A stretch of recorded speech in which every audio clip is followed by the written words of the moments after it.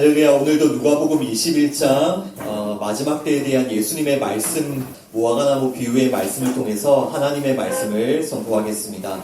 두 가지 주제입니다. 첫 번째는 무화과나무 비유, 두 번째는 천지는 없어지겠으나 내 말은 없어지지 아니하리라. 이렇게 두 가지 주제입니다. 첫 번째 주제 무화과나무 비유라는 주제로 말씀 나누겠습니다. 오늘 누가복음 21장 29절부터 33절까지 먼저 읽어보겠습니다. Luke chapter 21 verses 29 through 33 함께 읽습니다. 이에 비유로 이르시되 무화과나무와 모든 나무를 보라. 싹이 나면 너희가 보고 여름이 가까운 줄을 자연히 아나니 이와 같이 너희가 이런 일이 일어나는 것을 보거든 하나님의 나라가 가까이 온 줄을 알라. 내가 진실로 너희에게 말하노니 이 세대가 지나가기 전에 모든 일이 다 이루어지리라. 천지는 없어지겠으나 내 말은 없어지지 아니하리라. 아멘. He told them this parable. Look at the fig tree and all the trees. When they sprout leaves, you can see for yourselves. Know that summer is near. Even so, when you see these things happening, you know the kingdom of God is near. Surely I tell you, this generation will certainly not pass away until all these things have happened. Heaven and earth will pass away, but my words will never pass away. 아멘. 네, 오늘 여기까지가 누가복음 강해로 나눌 본문인데요. 우리가 방금 읽었던 이 본문도 마지막 때에 대한 예수님의 말씀이고요. 이 마지막 때에 대한 말씀들이 대부분 다 그런 것처럼 이 본문도 이단과 사이비가 수많은 잘못된 해석을 만들어내는 그런 본문입니다. 여러분, 그 이단과 사이비가 어떻게 이 말씀을 가지고 잘못된 해석을 만들어내는지를 먼저 한번 잘 들어보십시오. 사람들이 이 말씀을 어떻게 해석하냐면요. 무화과 나무에 싹이 나는 어떤 사건이 일어나면 그때가 예수님이 재림하기 직전이다라고 해석해요. 그래서 무화과 나무에 싹이 나는 어떤 사건을 역사적인 어떤 사건과 연결시키려고 호들갑을 떠는 거예요. 가장 널리 알려진 해석은 이 무화과 나무에 싹이 나는 사건이 1948년에 이스라엘이 독립한 사건이다 라는 그런 해석이 가장 많이 알려져 있습니다. 왜냐하면 성경에서도 이스라엘이 종종 무화과나무로 비유가 되거든요. 그래서 사람들은 예수님께서 무화과나무에 싹이 날 것이라고 말씀하신 것처럼 실제로 이스라엘이 1948년에 독립했다라고 그렇게 연결을 시켜요. 이스라엘의 독립과 무화과나무에 싹이 나는 것을 이렇게 연결을 합니다. 그리고 나서 1948년에 이스라엘이 독립한 때로부터 그 32절에 예수님께서 이렇게 말씀하시죠. 이 세대가 지나가기 전에 이 두 가지를 연결을 해서요. 예수님의 재림의 때를 추측을 하는 겁니다. 그러니까 1948년 그때가 무화과나무에 싹이 나는 때니까 그때로부터 세대가 지나가기 전에 예수님이 재림한다라고 주장을 하는 거예요. 잘못된 해석의 예입니다. 여러분 주변에서 요즘에 하나님의 교회라는 이단을 많이 보시죠, 그죠? 예. 그 하나님의 교회의 안상홍 교주는 이 세대를 40년으로 계산을 했어요. 왜냐하면 지금 예수님께서 이 말씀을 AD 30년경의 제자들에게 하고 계시죠. 그런데 AD 70년에 무슨 일이 있었습니까? 성전이 파괴가 되잖아요. 예루살렘이 멸망하잖아요. 그래서 예수님이 이 말씀을 말씀하신 AD 30년부터 AD 70년까지 그 40년을 한 세대라고 주장을 하여서 그 하나님 교회 안상홍 교주는 무엇을 주장했겠습니까? 1948년 그 이스라엘의 독립, 무화과나무가 싹이 트는 그때로부터 40년이 되는 때 예수님이 재림한다. 몇 년입니까? 1988년이죠. 근데 예수님께서 재림하셨습니까? 안 하셨죠. 이런 해석들이에요. 예를 들어서 이런 해석들이 그럴듯 하십니까? 네. 이해 안 되셔도 괜찮습니다. 이해 안 하시는 게 더 좋습니다. 안상홍 씨뿐만 아니라 수많은 사람들이 이런 식으로 성경을 해석한다는 말입니다. 그렇게 사람들을 미혹합니다. 이 세대, 예수님이 말씀하신 세대라는 건 70년이야, 100년이야, 이런 해석들요. 여러분, 그러나 분명히 말씀드리는 것은 지금 이스라엘의 독립, 그 1948년에 있었던 이스라엘 독립이 무화과나무에 싹이 나는 사건이 아닐 뿐더러요. 전혀 아닙니다. 그리고 지금 예수님이 말씀하시는 이 비유는 1948년이 어떤 특별한 해니까 그때로부터 예수님의 재림의 때를 계산하라는 그런 말씀도 전혀 아닙니다. 그죠? 지금 예수님께서 1차적인 청자가 누굽니까? 이 말씀을 하실 때 1차적인 청자가 AD 30년경의 제자들이죠. 지금 예수님께서 AD 30년경의 제자들에게 AD 1948년의 이스라엘의 독립으로부터 예수님의 그 재림의 때를 계산하라고 이 말씀을 하시겠냐고요. 조금만 생각해보면 이런 해석들이 얼마나 이상하고 엉터리인지를 알 수가 있잖아요. 여러분, 1948년의 이스라엘의 독립은 성경과 아무런 관련이 없습니다. 그러나 사람들은 이런 해석, 어떤 말씀을 역사적인 사건과 연결을 하는 이런 해석들을 아주 흥미있게 듣고요. 와, 그런 해석을 들으면 뭔가 역사에 대한 통찰력이 있구나. 뭔가 역사를 성경적으로 풀어내는구나라고 사람들이 그냥 그렇게 생각을 하는 겁니다. 그래서 이런 해석을 하는 사람들이 역사와 영적인 통찰력이 있구나. 여러분, 속지 마십시오. 그런 해석에. 결국 모두 자신의 어떤 특별한 그런 주장과 그런 해석, 그러니까 예수님의 재림의 때를 늘 이야기하고 뭔가 시간을 계산하는 사람들의 특징이 무엇이냐면요. 자신이 어떤 특별한 영적인 능력을 가지고 있다. 나는 특별한 어떤 시대에 대한 지혜와 분별력을 가지고 있다. 그것으로부터 다 나오는 거예요, 여러분. 이렇게 사람을 자랑하는 자들, 결국 사람을 자랑하는 거고요. 자기 자신을 자랑하는 거고요. 이렇게 사람을 자랑하는 자들은 반드시 예수님을 가로막게 되어 있어요. 예수님을 가리게 되어 있어요. 그런 해석들이. 여러분, 하나님께서는요, 혈통적, 육적인 이스라엘이 아니라 영적인 이스라엘을 세우고 계세요. 그리고 이 영적인 이스라엘은 교회입니다. 이 하나님의 말씀은 혈통적 이스라엘에 대한 약속이 아니고요. 이 말씀은 영적 이스라엘에 대한 약속이에요. 교회에 대한 약속이라는 말입니다. 그래서 유대인이나 헬라인이나 모두가 예수님을 믿음으로, 우리 모든 죄인들이 오직 예수님을 믿음으로 예수님의 한 몸 교회가 되는 것이에요. 그것을 계속해서 말씀해주고 계세요. 예수님의 한 몸이 된 교회가 영적인 이스라엘이고요. 하나님은 우리를 이렇게 영적인 이스라엘, 교회로 빚어가고 계시는 그런 말씀인데, 사람들은 계속해서 이 말씀을 혈통적 이스라엘, 육적인 이스라엘, 그것과 계속 연결하려는 그런 시도를 하고 있죠. 잘 분별하셔야 됩니다. 다시 오늘 말씀을 보십시오. 오늘 말씀은 예수님께서 비유와 또 비유에 대한 해석을 아주 친절하게 다 말씀해 주셨습니다. 29절과 30절이 비유이거든요. 예수님 말씀하신 비유가 무엇입니까? 무화과 나무와 모든 나무들의 싹이 나면 우리는 여름이 가까운 줄을 알 수 있다. 이것이 예수님의 비유입니다. 무화과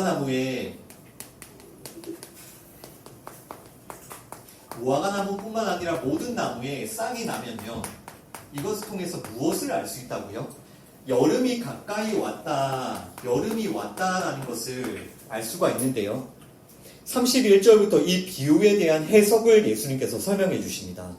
이와 같이 싹이 나면 여름이 오는 것과 같이 너희가 이런 일이 일어나는 것을 보거든 하나님의 나라가 가까이 온 줄로 알라.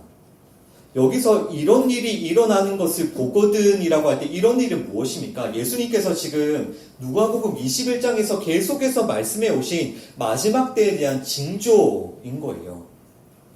즉, 이 비유에 대한 예수님의 해석은 무엇이냐면, 무화과 나무에 싹이 나면 여름이 가까이 오는 것처럼 내가 말한 징조들을 보거들라. 무엇이 가까이 왔다는 것을 알라? 하나님의 나라.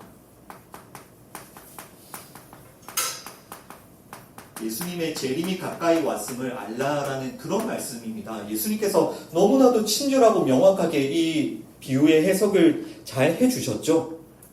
예, 나무들의 싹이 나면 여름이 온 것처럼 너희가 이런 마지막 때의 징조들을 보면 나의 재림이 가까운 줄 알라. 이것이 이 오늘 말씀의 내용입니다. 그런데 이 말씀으로 얼마나 많은 사람들이 이상한 잘못된 해석을 만들어내고 있는지 그렇게 많은 사람들이 미혹이 되고 있다는 것을 여러분들이 잘 주의해서 들어보셔야 됩니다. 자, 그리고 32절과 33절을 보시면요. 이 세대가 지나가기 전에 모든 일이 다 이루어지리라. 천지는 없어지겠으나 내 말은 없어지지 아니하리라. 이것은요, 1차적인 청자였던 AD 30년의 제자들에게는요, 성전 파괴, 앞으로 곧 올 성전 파괴와 예루살렘에 대한 멸망의 설명일 수도 있습니다. 그들에게는, 1차적인 청자들에게는. 왜냐하면 예수님께서는 성전 파괴와 예루살렘의 멸망을 이 모든 마지막 때 종말에 대한 예시로 계속 사용하시기 때문에요. 그러나 이 지금 예수님께서 말씀하신 이 세대라는 것은 예수님의 초림과 재림 사이에 거하는 모든 죄인들, 모든 사람들을 가리켜요. 그러니까 이 32절과 33절은 무슨 뜻이냐면요. 마지막 때를 살아가는 모든 사람들에게 한 명의 예외도 없이 예수님께서 말씀하신 그 징조가 또 말씀들이 이루어질 것이다 라는 그런 말씀이에요. 모든 이 마지막 때로 살아가고 있는 모든 사람들이 초림부터 재림까지의 이 마지막 때를 살아가는 모든 사람들이 이 징조, 예수님께서 지금까지 계속해서 말씀해 오셨던 이 마지막 때의 징조를 반복하여 보게 될 것이고 예수님이 말씀하신 이 마지막 재림과 종말의 때가 이루어질 것이다. 이것이 오늘 말씀에서의 예수님의 말씀하신 예수님의 뜻입니다. 제가 몇 주간 계속해서 강조해 드린 대로요. 그 종말론의 세 가지 전제를 잘 기억하셔야 됩니다. 첫 번째가 무엇이었습니까? 마지막 때는 예수님의 초림부터 재림 사이의 전체 기간이다. 이것이 첫 번째 전제였고요. 두 번째 전제는 예수님의 재림의 때는 오직 하나님 아버지만 아신다. 이것이 두 번째 전제였고요. 세 번째 전제는 도둑같이 갑자기 오시는 예수님을 모든 사람이 보고 알게 된다. 이것이 세 가지 너무나도 중요한 전제입니다. 이것을 여러분들이 잘 기억하시면 오늘 같은 말씀도 어렵지 않게 예수님이 지금 마지막 때의 그 징조가 계속해서 일어나고 결국 그 징조의 끝에 예수님께서 재림하실 것을 말씀하고 계시는구나. 이렇게 그 선을 넘지 않고 이상한 해석에 빠지지 않고 이렇게 해석을 하실 수 있습니다. 여러분 예수님께서 말씀하고 계시는 이 종말의 징조가 계속해서 반복되고 있다는 것을 꼭 기억하셔야 돼요. 21장에 예수님이 대표적으로 말씀하신 마지막 때의 징조가 어떤 것이었습니까? 그 적그리스도와 거짓 선지자들이 계속해서 일어나서 사람들을 미혹하게 할 것이다. 그리고 전쟁과 지진과 기근, 전염병들이 끊임없이 일어날 것이다. 또 예수님의 이름으로 말미암아 교회와 성도가 핍박과 미움을 받을 것이다. 이것이 마지막 때 계속해서 반복해서 일어날 징조로 예수님 말씀하셨죠. 잘 기억하셔야 됩니다. 특정한 때가 아니라 계속해서 반복적으로 지금 우리에게도 일어나고 있는 일입니다. 여러분 영적으로 깨어서 이 예수님의 말씀을 듣는 사람은요. 이미 무화과 나무에 싹이 트고 있구나. 싹이 돋아서 자라고 있다라는 것을 알아요. 이 말씀을 듣고. 이미 무화과 나무에 싹이 자라고 있구나. 즉 예수님이 말씀하신 이 마지막 때의 징조가 계속해서 우리에게 일어나고 있구나라는 것을 압니다. 이 무화과 나무에 싹이 나는 이 사건은 어떤 역사의 특정한 사건하고 연결하는 것이 아니라 이미 싹이 돋아 있는 겁니다. 초림 때부터 재림 때까지 계속해서 그 징조가 계속해서 반복하여 일어나고 있으니까요. 그러면 우리는 이 예수님의 말씀 앞에 어떤 믿음을 가져야겠습니까? 여름이 가까이 왔구나. 이미 무화과 나무에 싹이 돋았구나. 여름이 가까이 왔구나. 이제 곧 예수님이 재림하시는구나. 그리고 이 마지막 때, 이 마지막 시간들을 살고 있는 우리들이 이 마지막 때에 주시는 그 하나님의 사명을 잘 붙들고 충성해야겠구나. 이런 믿음을 우리가 이 말씀을 통해서 잘 붙들어야 되는 것입니다. 누가복음 12장 56절 말씀을 함께 읽겠습니다. Luke chapter 12 verse 56 함께 읽습니다. 외식하는 자여 너희가 천주의 기상은 분간할 줄 알면서 어찌 이 시대는 분간하지 못하느냐. 아멘. Hypocrites, you know how to interpret the appearance of the earth and the sky. How is it that you don't know how to interpret this present time? 아멘. 여러분 적어도 매일 한 번 이상은 일기예보 보시고 들으시죠? 일기예보 안 보시는 분, 안 들으시는 분 아무도 없죠. 매일마다 일기예보 들으시죠? 일기예보를 우리가 듣고 또 보면서 오늘 우산을 준비해야 할지, 또 내가 두꺼운 옷을 입을지 얇은 옷을 입을지를 매일마다 매일 생각하고 준비하시잖아요. 그러면 여러분들이 이렇게 매일 일기예보를 듣고 그 일기예보를 믿고요, 천지의 기상을 분간하는 것처럼 예수님께서 말씀하시는 이 시대를 분간하고 계십니까? 매일 기도와 말씀으로 여러분들이 살고 있는 이 시간이 어떤 시간들인지, 무슨 일이 일어나고 있는지를 분별하고 계시냐고요. 그리고 여러분들에게 주어진 이 시간들을, 이 마지막 때를 하나님의 분명한 뜻과 목적에 따라 살고 계십니까? 여러분, 그 무화과 나무에 돋아나는 그 새싹도요, 이제 곧 오실 예수님을 증거하고 있어요. 그 새싹도 아무 의미 없이 자라나는 게 아니라 예수님이 그 새싹을 통해서도 예수님의 재림을 가르쳐 주셨죠. 자연 만물도요, 예수님의 다시 오심을 다 가리키고 그것을 증거하고 있습니다. 우리에게 이 시대를 분간하라고, 이 때를 분별하라고. 그러나 여러분, 요즘 사람들은요, 일기예보만큼도요, 이 하나님의 말씀에 관심이 없어요. 매일마다 일기예보를 챙겨 듣고 하루를 우산을 가져갈지 무슨 옷을 입을지를 준비하면서 지금 오늘 하루 이 마지막 때를 어떤 믿음으로, 어떤 사명으로 살지를 분간하지 않는다고요. 아무 생각 없이 그냥 산다고요. 이 마지막 때를 허락하신 그 하나님의 뜻과는 전혀 상관없이 이 때를 보내고 있다고요. 정말 일기예보보다 이 말씀이 못한 시대를 살고 있는 겁니다, 여러분.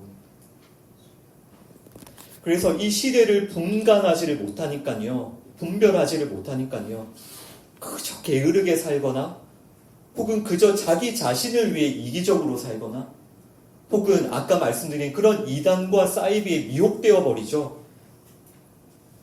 여러분, 하다못해 이 작은 새싹 하나도요, 예수님의 다시 오심을 증거하고 있는데, 여러분, 그 증거, 그 새싹의 그 증거를 보시고 이 시대를 분별하셔야 된다고요.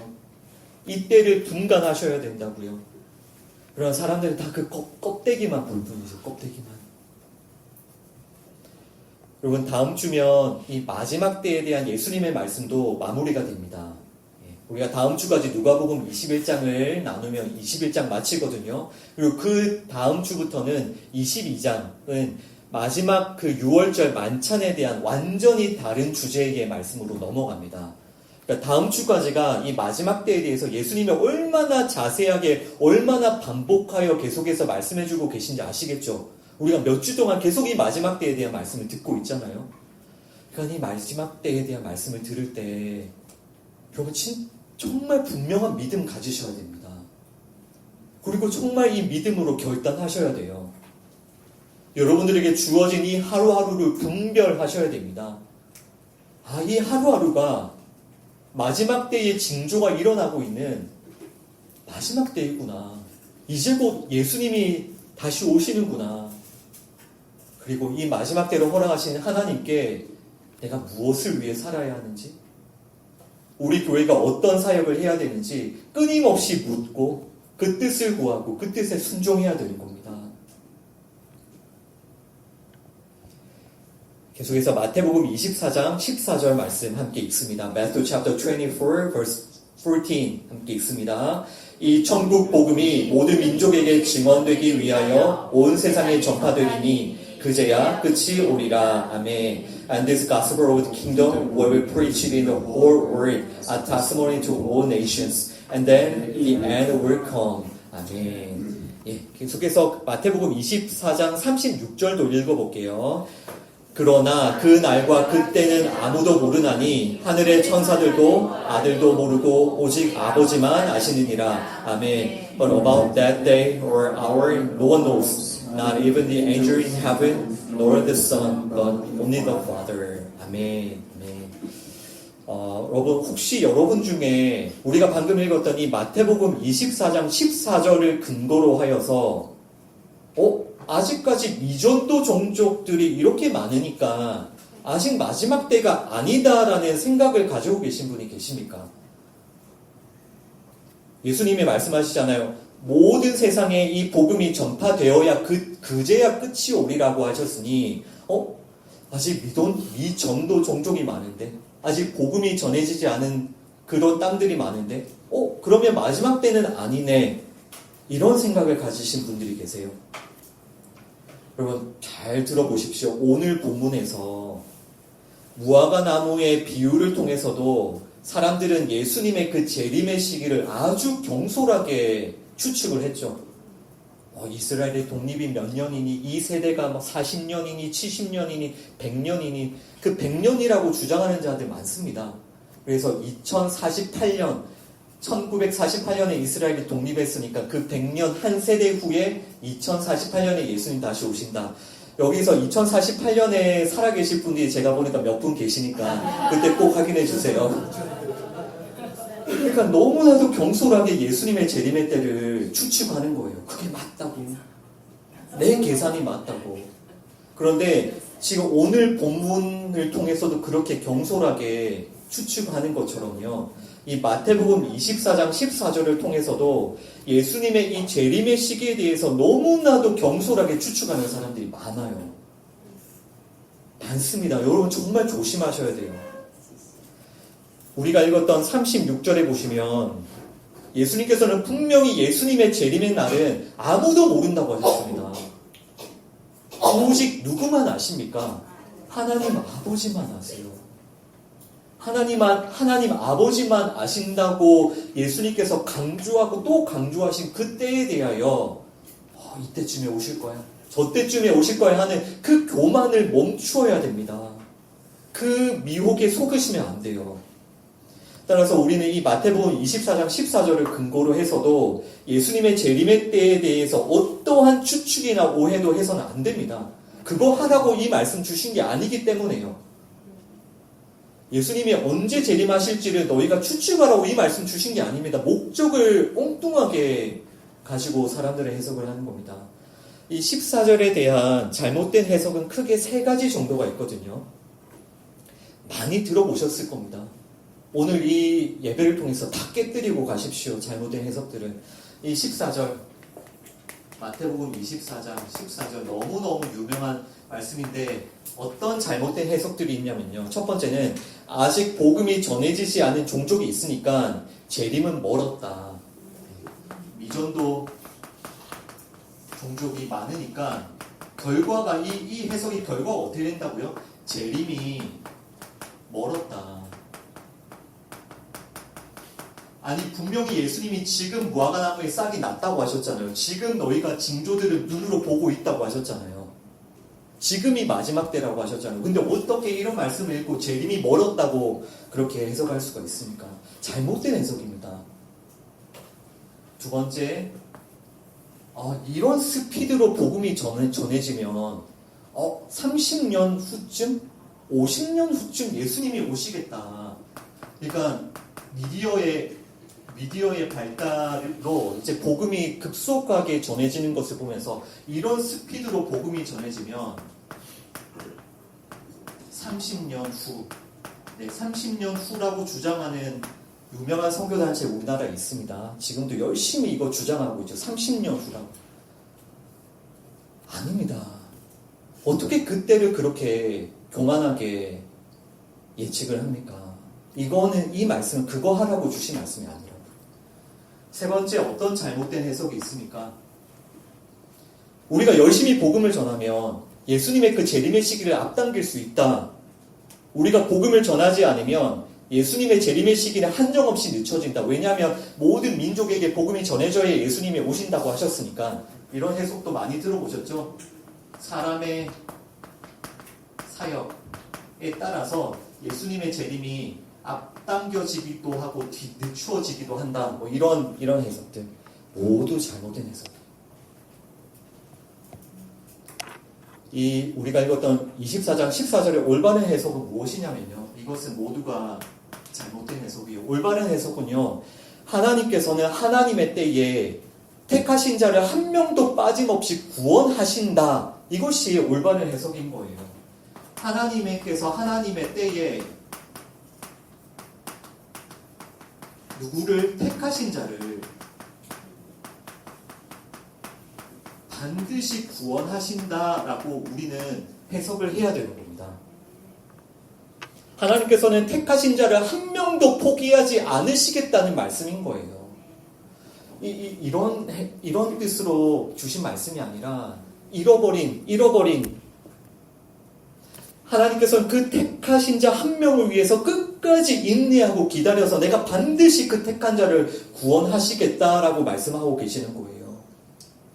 그래서 하나님께서는요, 하나님의 그 열심과 하나님의 성실하심과 완전하신 그 계획하심을 따라서 택한 자를 반드시 구원하십니다. 그래서 우리는 이런 말씀을 들으면서 그 하나님의 약속에 감사하며 우리도 그런 하나님의 열심과 하나님의 성실과 하나님의 뜻에 따라 구원받았잖아요. 그런 하나님의 은혜에 감사하며 하나님을 찬양해야죠. 이렇게 교만하게 예수님의 재림의 때에 얘기할 것이 아니라. 그리고 잃어버린 그 한 영혼, 택한 한 영혼을 끝까지 구원하고야 마시는 그 일을 반드시 완성하시는 그 하나님의 일을 위해서, 하나님 나라를 위해서 우리는 열심히 기도하며 그 일에 쓰임 받아야죠, 여러분. 이 말씀이 마태복음 24장 14절이 우리가 통계적으로 산술적으로 수치를 계산하여 지금 어느 정도 미전도 종전 얼마 남았고 그렇게 수치를 계산해서 예수님의 재림의 때를 알아맞추라고 주신 말씀 아닙니다. 미전도 종족에 대한 통계와 계산이 중요하다면요, 이 마태복음을 기록한 마태나 사도 마태나 아니면 1세기에 살았던 초대교회 성도들에게는 이 말씀은 전혀 상관없는 말씀이었습니까? 그들은 이 지구의 전체적인 지도도 몰랐는데 그들과는 상관없는 말씀이었을까요? 아닙니다. 1세기의 성도들도요, 이 말씀을 믿음으로 붙들었어요. 그리고 하루하루 복음을 전하기 위해서 최선을 다했습니다. 그들은 하루하루를 마지막 때로 여기고 살았습니다. 그리고 이제 곧 다시 오실 예수님을 믿음으로 기다렸습니다. 그것이 마지막 때를 살아가는 성도들의 믿음, 성도들의 자세인 겁니다.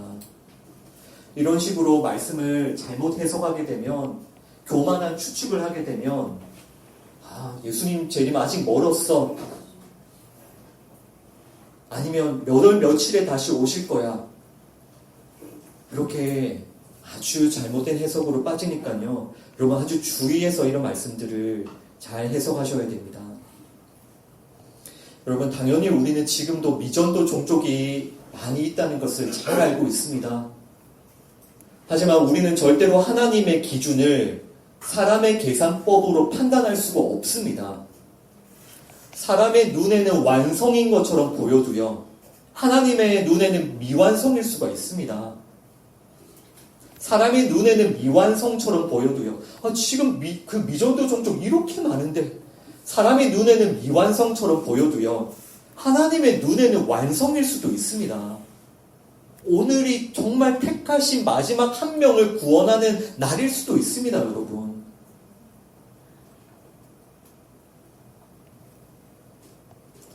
아직 미전도 종족이 이렇게 많으니까 예수님의 재림은 멀었어. 안심해. 당분간 일단 너가 살고 싶은 대로 살다가 우리 진짜 1% 남았을 때 한번 열심히 해보자 라고 말할 수가 없는 거예요. 그리고 이제 미디어가 막 발달하는데 이런 스피드로 복음을 전하면 30년 내에 미전도 종족은 다 없어진다. 미전도 종족에게 복음을 전한다는 게 무엇입니까, 여러분? 그 모든 사람에게 다 1대1로 복음을 전하는 게 그 미전도 종족에게 복음을 전하는 것입니다. 그건 우리가 판단할 수가 없는 영역이라고요. 또 한편으로 예수님이 이제 이런 스피드로 복음이 전해지면 예수님이 오시기까지 30년밖에 안 남았는데 지금 20대 청년들이 지금 뭐 하고 있냐? 너희들 50살 되면 예수님이 오신다. 당장 지금 미전도 종족으로 떠나라. 30년 뒤면 예수님이 오시는데 지금 뭐 하고 있냐? 이런 가르침. 경계하셔야 됩니다. 조심하셔야 됩니다. 그런 거를 말씀하시는 말씀이 아니라고요. 여러분, 예수님께서 말씀하시는 그 징조들을 잘 기억하셔야 돼요. 무화과 나무에 이미 싹이 났습니다. 지금이 마지막 때예요. 여러분에게 주어진 그 하루하루를 마지막 때로 믿고 하루하루를 겸손하게 하루하루를 하나님께서 여러분들에게 부탁하시는 그 사명을 붙들고 그렇게 하나님께 쓰임받으며 하루하루를 사시길 바랍니다. 그리고 하나님께서는 택하신 자를 반드시 구원해 내고야 마신다는 것을 기억하십시오. 이것은 그럴 수도 있고 아닐 수도 있지 그런 일이 아니라 하나님께서 반드시 완성하시고 이루시는 일이에요. 사람은 아무리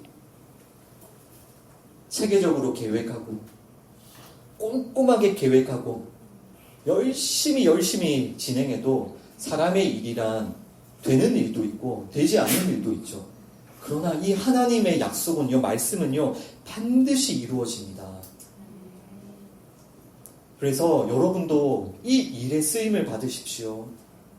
여러분들이 지금 하나님께서 여러분들에게 맡겨주신 공부, 또 여러분들에게 맡겨주신 일, 이러한 시간들을 통해서 여러분들을 통해 복음이 전해지도록 잃어버린 한 명의 영혼이 주님께 돌아오도록 그것을 위해서 공부하시고요. 그것을 위해서 일을 하십시오. 택하신 자를 반드시 구원하시고 잃어버린 영혼을 반드시 다시 찾으시는 그 하나님의 일에 쓰임받기를 기도하면서 여러분들의 그 주어진 삶을 하나님께 맡겨드리고 쓰임받으시기 바랍니다. 오늘 하나님께서 보내신 자리에서 쓰임받으셔야 돼요. 어디 아마 좀 그 밀림으로 가야 되는 것이 아니라 오늘 보냄을 받은 그 자리가 마지막일 수 있습니다, 여러분. 오늘 하나님이 여러분을 학교에 보내셨다면, 일터에 보내셨다면, 가정에 보내셨다면 그곳에서 예수님의 증인으로 여러분들의 일과 공부와 모든 삶이 그 잃어버린 한 영혼이 돌아오는데 쓰임 받으셔야 되는 겁니다. 또 나중에 때에 따라서 하나님이 여러분을 다른 나라, 다른 민족에게 보내실 수도 있습니다. 그러면 거기 가서도 하나님이 맡겨주신 일들을 하면서 열심히 잃어버린 영혼 한 명, 택한 자 주님께 돌아오도록 쓰임 받으시면 되는 것입니다. 여러분 부탁드립니다. 정말 절대로 예수님의 재림의 때에 대해서 교만하게 추측하시면 안 됩니다. 그리고 그렇게 교만하게 추측하는 사람들의 미혹에 속으시면 안 됩니다. 이게 너무나도 심각한 상황이기 때문에 제가 거듭거듭 부탁을 드립니다. 모두가 다 속고 있어요. 특히 사람의 사역으로 예수님의 재림의 때를 앞당길 수 있고 늦출 수 있고 이런 교만한 생각도 하시면 안 돼요. 또 한편으로는 하나님께서 그 일을 이루시니까 나는 아무것도 안 해도 되겠네, 하나님이 알아서 하시겠지라는 게으름과 무책임함도 버리셔야 됩니다. 성령 충만한 사람들은요, 하루하루 보냄 받은 곳에서 그날이 마지막 때인 것을 믿고 하나님께서 맡겨주신 사명에 충성을 다하며 잃어버린 한 명의 영혼을 위해서 살아갑니다. 예수님을 가르치고 전하면서요, 예수님의 몸된 교회를 세워갑니다. 이것이 하나님이 하시는 일이에요. 성령님이 하시는 일입니다. 반드시 이루어지는 일. 여러분 이렇게 마지막 때를 믿음으로 사시고 하나님께 쓰임 받으시길 바랍니다. 네, 이제 두 번째 주제로 넘어가겠습니다. 천지는 없어지겠으나 내 말은 없어지지 아니하리라. 오늘 본문의 마지막 구절인데요. 33절을 다시 한번 읽어보도록 하겠습니다. Luke chapter 21 verse 33 함께 읽습니다. 천지는 없어지겠으나 내 말은 없어지지 아니하리라. 아멘. Heaven and earth will pass away, but my words will never pass away. 아멘. 네, 제가 이 두 번째 주에서는 마지막으로 이 말씀을 통해서 지금 우리에게 이 시대를 살아가고 있는 이 성도들에게 어떤 일이 일어나고 있는지를 좀 설명해드리고 싶고, 이 마지막 때를 사는 우리가 정말 반드시 붙들어야 될 믿음에 대해서 또 권면을 해드리겠습니다. 예수님께서 지금 없어질 것과 없어지지 않을 것에 대해서 분명히 말씀하시죠. 없어질 것과 그리고 없어지지 않을 것.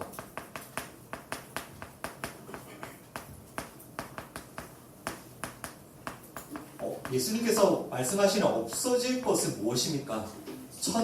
천지는 없어지겠거니와 무엇은 없어지지 않는다고 하시죠? 내 말, 하나님의 말씀은 없어지지 않을 것이다. 이렇게 예수님께서 말씀하시는데요. 이것은 마지막 때에 너희들이 무엇을 붙들겠느냐라는 주님의 질문이에요. 너희들 무엇을 붙들고 살겠느냐? 예수님께서 계속 마지막 때를 말씀하시잖아요. 지금 무화과나무를 봐라. 지금 무화과나무의 튼 싹을 보라. 지금 일어나는 일을 보라. 마지막 때에 일어나고 있는 이 징조들을 보라. 고 말씀하시면서 마지막 때에 이 마지막 때를 살아갈 우리 성도들이 무엇을 붙들어야 할지를 말씀하고 계시는 거예요. 따라서 세상에는 두 부류의 사람이 있다는 거 아시겠죠? 없어져 버릴 이 천지를 믿고 의지하는 사람들이 있고요. 영원히 없어지지 않을 하나님의 말씀을 믿고 의지하는 사람이 있겠죠. 이렇게 세상에는 두 부류의 사람이 있습니다. 두 부류의 사람들. 성경은 분명히 말씀합니다. 하나님의 말씀 외에 모든 것은 다 없어질 것이다. 영원할 것 같아 보이는 이 하늘도, 이 땅도, 이 바다도 결국 다 없어져 버릴 것이다. 라고 예수님 말씀하시죠. 여러분, 이 예수님의 말씀 믿으십니까? 오직 하나님의 말씀만이 영원하다는 것을 믿으십니까? 여러분, 아주 오랜만에 여러분들이 어릴 때 살던 곳을 한번 방문해 보시면요. 그런 생각이 들잖아요. 모든 것은 그대로인데 나만 늙었구나. 저만 느낍니까? 저만 늙었습니다. 여러분들 다 그렇게 느끼시잖아요. 모든 것은 다 그대로인데 나만 늙었구나. 와, 그대로인데 나만 이렇게 주름살에 머리 빠지고 이렇게 나만 이렇게 늙었나. 그런데 여러분, 그것이 눈속임이라는 걸 아셔야 돼요. 여러분도 당연히 우리 늙었죠. 우리는 당연히 늙었지만 여러분들만 늙었을 뿐만 아니라 여러분들이 어릴 때 살던 집, 또 여러분들이 어릴 때 놀던 그 놀이터, 그 놀이터의 시소, 그 그네, 모든 것이 다 늙고 부패했습니다. 아시죠? 그거는 잠깐의 눈속임이에요. 나만 늙었구나. 이거는 잠깐의 눈속임이지 속도만 다를 뿐이에요. 뭔가는 조금씩 천천히 늙어가는 것들이 있고요. 뭔가는 굉장히 빨리 늙어가는 것들이 있어요. 우리는 굉장히 빨리 늙어가는 것들에 속한 것 같습니다. 그런데 중요한 것은 해 아래에서 모든 것이 늙고 부패하고 소멸해 간다는 겁니다. 해 아래에 있는 것 중에 늙지 않고 낡지 않고 부패하지 않고 소멸하지 않는 것이 있습니까? 아무것도 없습니다. 그래서 전도서에 해 아래 새 것이 없다. 해 아래 새 것이 없다. 모든 것이 다 늙고 부패하는 겁니다. 그러면 여러분 생각해 보십시오. 이런 세상 속에 모든 것이 늙고 부패하는 이 세상 속에 여러분은 무엇을 붙드시겠습니까? 예수님이 지금 이 시대를 살고 있는 우리에게 무엇을 붙들라 하십니까? 하나님의 말씀을 붙들라 하시는 거예요. 너희들 내 말을 끝까지 붙들어야 돼. 너희들의 눈에 보이는 그 천지는 결국 다 무너지고 다 없어질 것이기 때문에 너희들 내 말을 붙들어야 돼. 영원한 내 말을 붙들어야 돼. 이것이 우리가 이 마지막 때를 살아가는 성도들의 믿음, 자세인 것입니다. 베드로전서 1장 24절과 25절도 읽어봅니다. 1 Peter chapter 1 verse 24 and 25 함께 읽습니다.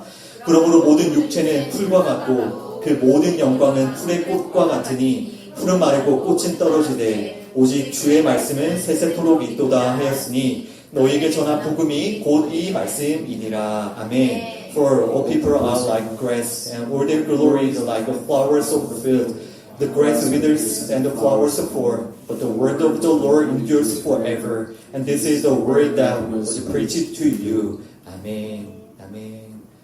이 말씀에서 말씀하는 것과 같이 모든 육체는요, 풀과 같이 또 풀의 꽃과 같이 마르고 떨어집니다.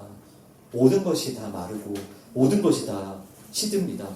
그러나 오직 무엇만이요?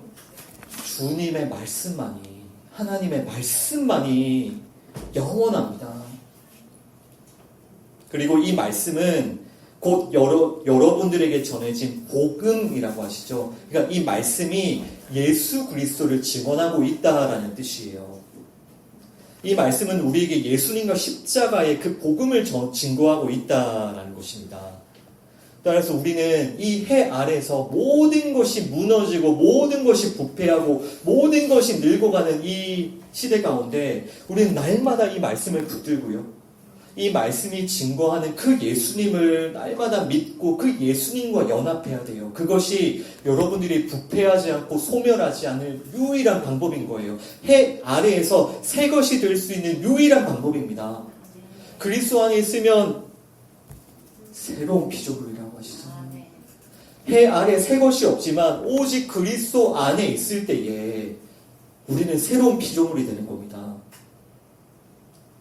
여러분, 따라서 우리가 이 말씀을 떠나서요, 이 예수님을 떠나서 우리가 이 삶에 대해서 열심히 고민하고 삶에 대해서 열심히 계획하고 삶에 대해서 만들어내는 어떤 목적, 어떤 의미, 어떤 동기부여 이런 게 영원하지 않다는 거예요, 여러분. 내가 아무리 내가 올해는 마음을 좀 추스려야지. 2025년 시작할 때 다 그 생각하셨잖아요. 내가 올해만큼 내가 좀 마음을 잘 추스려야지. 내가 올해만큼 마음 단단히 먹고 내가 좀 잘 살아야지.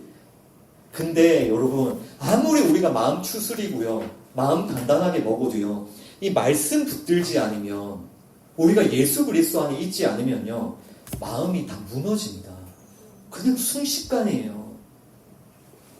천지가 무너지는데 여러분 마음이 안 무너지겠습니까? 다 무너집니다, 여러분. 여러분, 이 천지가 흔들리고 천지가 무너지는 이 마지막 때를 우리가 살고 있습니다. 이런 마지막 때에 모든 것이 무너지고 흔들리는 때에 우리가 어떻게 우리의 마음을 지킬 수가 있습니까? 어떻게 마음을 지키겠습니까, 여러분? 영원한 하나님의 말씀을 붙드셔야 된다고요. 아까도 말씀드린 대로 매일마다 일기예보를 듣고 보고 그 일기예보에 따라서 살면서도 이 말씀을 듣지 않으면 절대로 여러분 우리의 마음을 지킬 수가 없습니다. 계속 헛된 것에 동기부여를 찾는다면 내가 어떻게 하면 내 이 마음의 동기부여를 좀 찾을 수 있을까?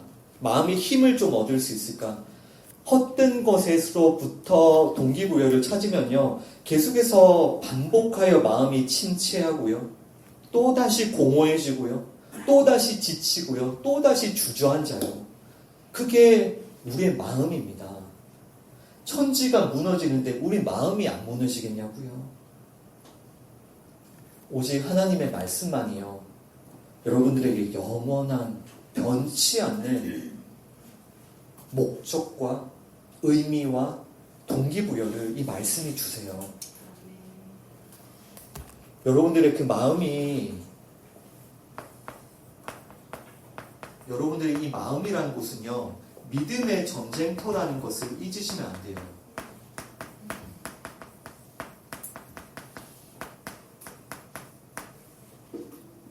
이 믿음의 전쟁이 어디에서 일어나냐면요. 여러분들의 마음에서 일어납니다.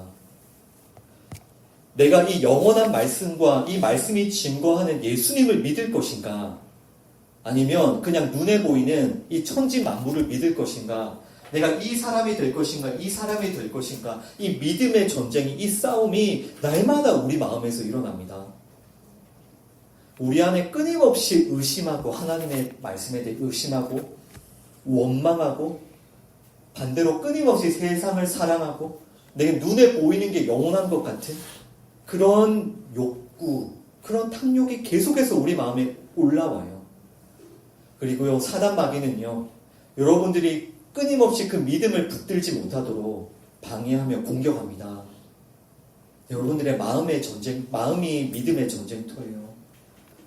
그런데 여기서 한 가지 더, 특히 사단 마귀가 어떻게 여러분들의 그 믿음을 공격하고 흔들고 무너뜨리는지 아세요? 지금 여기가 지금 여러분들의 마음이 전쟁터인데요. 믿음의 전쟁터인데 여기서 사단 마귀가 여러분들의 그 마음의 그 믿음을 무너뜨리기 위해서 여러분을 어떻게 공격하는지 아세요? 이 시대에 어떻게 그 공격들이 들어오는지 아세요? 교회로부터의 분리예요. 이거는 너무나도 명확합니다. 교회로부터의 분리예요. 왜냐하면요, 우리가 이 말씀을 듣고 이 말씀을 배우는 곳이 교회이기 때문이에요. 우리가 예수님에 대해서 배우고 예수님에 대해서 알아가는 곳이 교회이기 때문에요. 사단 마귀가 무엇을 공격합니까? 이 교회와 여러분들의 그 끈을 공격해요. 이것을 끊으면 우리가 이 말씀이 증거하는 그 예수님과 너무나도 쉽게 끊어지기 때문에 그래서 사단 마귀는 여러분들이 교회와 분리가 되도록 발악하며 공격하고 있다는 걸 잘 아셔야 됩니다. 우리 교회, 이 모든 교회와 우리 여러분 모두가 이 공격을 날마다 받고 있다는 걸 아셔야 돼요. 교회에 대해서 불신하게 하고요. 교회에 대해 원망하게 하고요. 교회를 미워하게 해요. 목사와 성도를 비난하고요. 교회와 목사와 성도를 사랑하지 못하게 해요. 이것이 날마다 우리에게 들어오는 사단 마귀의 공격입니다.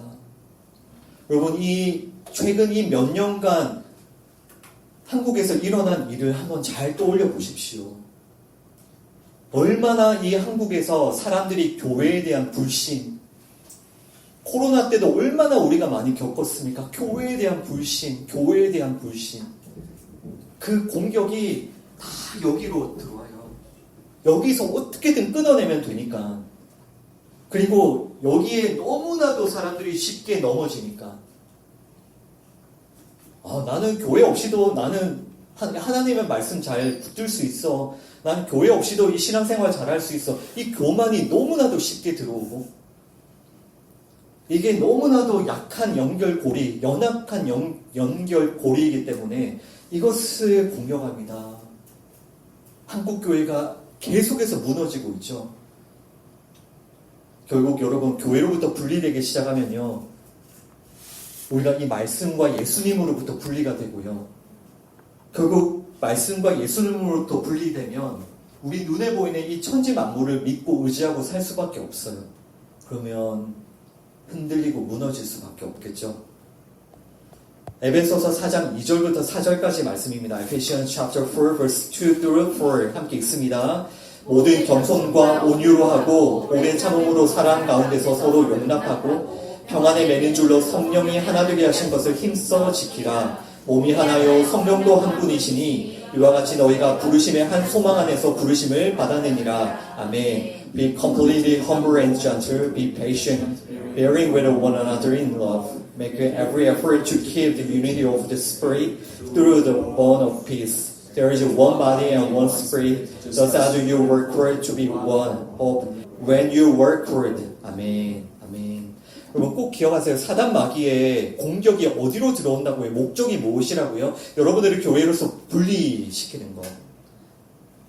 그래서 이 서신서의 대부분의 말씀은 우리가 지금은 누가복음 이 복음서를 나누고 있지만요. 서신서의 대부분의 말씀은 교회에게 주시는 말씀이에요. 개인에게 주시는 말씀이 아니라 교회에게, 공동체에게 주시는 말씀이라고요. 이것을 쥐고 흔드니까요. 하나님의 뜻은 우리가 예수님의 한 몸이 돼요. 영적 이스라엘이 되는 게 하나님의 뜻인데 사단 마귀는 이것을 무너뜨리니까요. 서신서에서 계속해서 겸손, 온유, 오래 참은 사랑, 서로 용납하며 하나가 되어라. 하나가 되어라. 너희 교회여 하나가 되어라. 교회와 하나가 되어라. 성령이 하나 되게 하신 것을 힘써 지켜라. 몸이 하나요 성령도 한 분이시다. 이와 같이 너희가 한 소망, 우리의 소망이 각자 따로따로 있는 게 아니라 그 한 소망 안에서 부르심을 받았다. 이렇게 교회에게 하나가 되라는 그런 권면을 끊임없이 주시는 겁니다. 여러분 안에 교회로부터 분리되고자 하는 욕구가 있다면 정말 이 예배를 통하여서 회개하십시오. 그건 결코 하나님의 뜻 아닙니다. 사단 마귀가 가장 기뻐하는 마음이에요. 교회에 대한 불신, 이 교회는 안 되겠다. 이 불신, 이 미움, 사단 마귀가 가장 기뻐한다고요. 그런데 이것을 너무나도 쉽게 내어주죠. 그 마음, 여러분들의 마음이 전쟁터인데 그 마음을 누구에게 내어주고 있습니까? 성령님께 내어드리고 있습니까? 아니면 사단 마귀에게 내어주고 있습니까? 안타깝게 이 시대의 성도들은 교회에 대한 신뢰를 너무나도 많이 잃어버렸죠. 여러분 그 교회 쇼핑이라는 단어를 들어보셨어요? 교회 쇼핑? 아니면 그 설교 쇼핑이라는 단어를 들어보셨습니까? 그러니까 하나님께서 인도해 주신 교회를 사랑하지 못하고요. 하나님께서 인도해 주신 그 교회를 신뢰하지 못하고 이 교회로 인도해 주신 그 하나님의 손길을 인정하지 않고요. 그 교회를 섬기지 않고 계속해서 그냥 교회를 찾아 헤매고 떠돌아다니는 교회 쇼핑. 결국 무슨 교회? 나한테 맞는 교회. 나한테 맞는 교회. 나한테 맞는 교회를 찾아다니는 게 맞다고 생각하십니까? 하나님께서 세워주신 목사, 성경 교사를 인정하지 않고 그 목사를 사랑하지 않고 신뢰하지 않고 계속해서 다른 설교를 찾아 헤매고 떠돌아다니는 것, 이게 올바르다고 생각하십니까? 그게 맞습니까? 지극히 자기중심적이고 이기적인 성도들의 모습이에요. 그 성도들의 마음이 그렇게 다 빼앗겨버렸다고요. 내 입맛에 맞는 교회, 내 필요를 채워주는 교회, 너무나도 쉽게 그렇게 얘기하죠. 좋은 교회가 어디니? 내 필요를 채워주는 교회야. 무슨 교회입니까?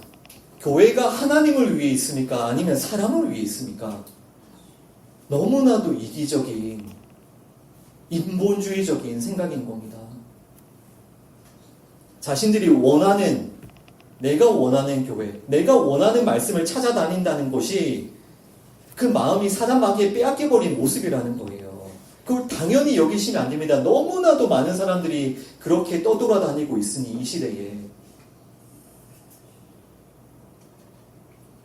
하나님의 인도하심에 대해서 인정하지 않고 신뢰하지 않고 순복하지 않고 여전히 자신이 되어서 교회와 말씀과 설교를 판단하기 때문입니다. 자신이 주인이 되어 있는 모습인 거예요.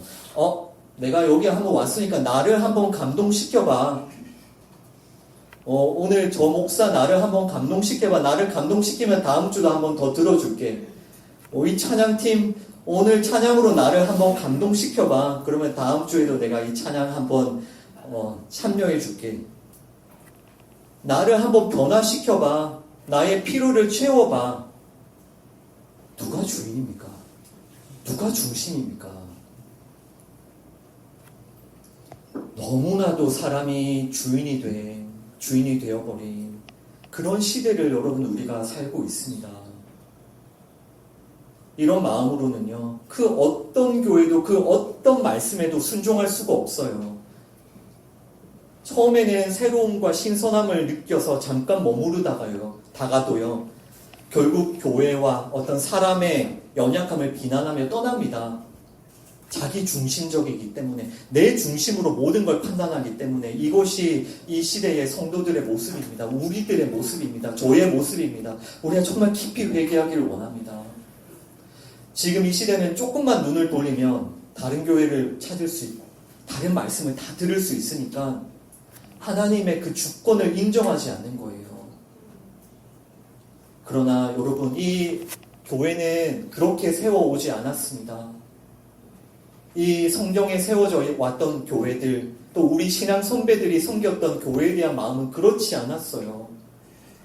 아무리 교회가 부족해 보이고 연약해 보이고 그 시절에 100년 전, 200년 전 그 시절에 교회에 무슨 밥이 있었겠습니까? 교회에 무슨 김치가 있었겠습니까? 교회에 이런 책상, 의자가 있었겠습니까? 교회에 이런 어떤 음향 시스템이 있었겠습니까? 그러나 하나님이 인도해 주시면, 이 교회를 나에게 맡겨주셨구나. 이 교회를 사랑하라고, 이 교회에서 말씀을 배우고, 이 교회에서 말씀을 통해 예수님을 만나라고 이 교회에 보내주셨구나. 그렇게 교회를 사랑하고 섬겼던 게 우리 신앙 선배들의 모습인 거예요. 그래서 교회에 쌀이 없으면요, 집에 있는 쌀을 가지고 와서 성미로 드리고, 교회에 김치가 없으면요, 교회 집에 있는 김치 가져와서 같이 나눠 먹고. 그런데 지금 그 마음 다 잃어버렸잖아요. 이 교회에 뭐 이런 밥을 주냐고, 왜 이 교회는 김치를 안 주냐고, 왜 이 교회는 이런 시설이 없고, 왜 이 교회는 이런 게 없고 저런 게 없고, 나 여기 안 되겠다. 어떤 교회와 말씀의 부족함이 아니고요, 믿음의 문제예요. 믿음. 마음터의 전쟁의 결과입니다. 전쟁의 결과. 아무리 연약해 보이면, 사람 한 명 없는 곳도 하나님이 우리에게 이곳에서 예배를 드려, 이곳에서 말씀을 나눠, 이곳에서 교회를 세우라고 하면 우리는 감사함으로, 그곳이 어디든 우리는 그곳에서 하나님을 믿고 하나님을 섬기고 하나님을 예배하는 게 우리의 믿음이 되어야죠. 여러분, 교회로부터 분리되는 것 절대로 하나님 뜻이 아닙니다. 이것을 사단 마귀가 계속해서 공격합니다. 교회와 분리되면요, 말씀을 배울 수가 없어요.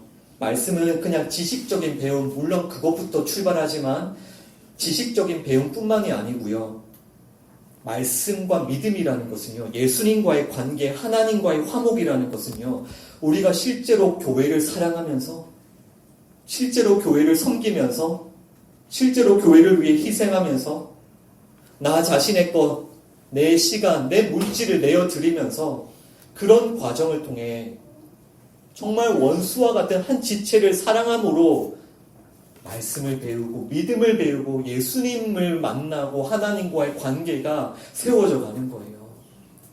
그러니까 하나님께서는 이 교회를 통해서 우리의 믿음을 연단시키세요. 믿음을 연단시키십니다. 그런데 교회와 분리가 되어 있으면요, 연단이 되지지가 않습니다. 절대로요. 연단이 무엇이죠? 연단? 그 쇠붙이를 불에 달궈가지고 때려가지고 더 단단하게 만드는 게 연단이잖아요. 그런데 우리의 믿음이 점점 더 견고해지려면 이 교회에서 그 연단을 받으셔야 됩니다. 그러나 우리가 알다시피 이 시대는 너무나도 많은 사람들이 썬데이 크리스천으로 나를 절대로 터치하지 말라, 나를 터치하면 내가 이 교회를 다시는 안 오겠다, 이런 마음으로 교회를 오죠. 내가 예배를 와주는 게 어딘데, 그러나 나를 터치하지 마라. 믿음의 연단을 안 받겠다는 거죠. 절대로 성도들의 모습이 아닙니다, 여러분. 그런 사람들이 비율적으로 얼마나 많이 늘어나고 있는지 몰라요. 그래서 저는 절대로 여러분들이 그 길 가도록 내버려 두지 않을 겁니다.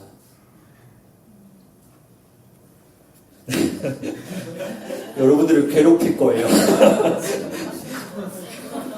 네, 야고보서 1장 8절입니다. 제임스 chapter 1 verse 8 함께 읽습니다. 두 마음을 품어 모든 일에 정함이 없는 자로다. 아멘. Such a person is sober-minded and unstable in all they do. 아멘. 네, 그러니까 이 믿음이 없으면요, 두 마음으로 모든 게 정함이 없어져요. 그러니까 하나님의 부르심과 인도하심으로 내가 여기 있구나. 이것을 먼저 믿으셔야 돼요. 단 한 사람도, 제가 장담하건대 여러분들 중에 단 한 사람도 이곳에 그냥 온 사람 없습니다. 그냥 와집니까?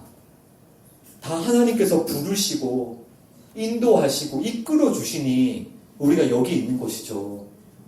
저도 이끌어 주시는 성령님 없으면 저도 오늘 이 교회, 오늘 이 설교 빵꾸 냈을 겁니다. 못 온다고요. 하나님의 인도하심이 없으면. 두 마음을 품으면요, 모든 일에 정함이 없어요. 공부를 할 때도 이 전공을 할까 저 전공을 할까 1학년 때부터 고민해서 4학년 졸업할 때까지 이 전공을 할까 저 전공을 할까, 일을 할 때도 이 일을 할까 저 일을 할까, 10년 20년 동안 일을 해도 이 회사가 맞나 저 회사가 맞나, 결혼을 할 때도 심지어 결혼을 하고 나서도 이 사람이 맞나 저 사람이 맞나. 여러분, 우리 마음이 전쟁터고 하나님은 여러분들의 그 불신과 싸우고 계세요. 여러분들의 그 마음이 두 마음으로 쪼개져 있던 것을 하나로, 한 마음, 그 믿음이 되기 위해서 하나님께서는 날마다 역사하고 계신다고요. 하나님께서는 끊임없이 여러분들의 마음에 있는 그 불신을 제거하고 계세요.